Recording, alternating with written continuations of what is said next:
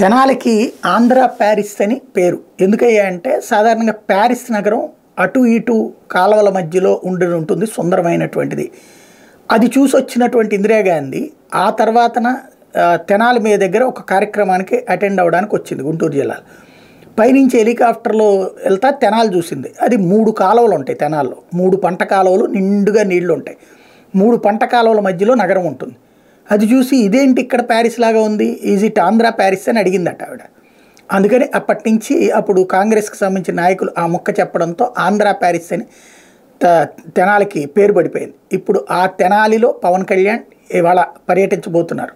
3 రోజుల పాటు తన నియోజకవర్గంలో ఓ పక్కన థ్రోట్ ఇన్ఫెక్షను, ఫీవరు వచ్చినా సరే జనంలోనే తిరిగినటువంటి పవన్ కళ్యాణ్ ఇప్పుడు ఇక తన కార్యకర్తలు, తన నాయకులు ఎవరైతే ఎదగాలనుకుంటున్నటువంటి వాళ్ళు ఉన్నారో వాళ్ళని గెలిపించే బాధ్యత నెత్తిన వేసుకుని ఆ నియోజకవర్గాలను తిరుగుతున్నారు.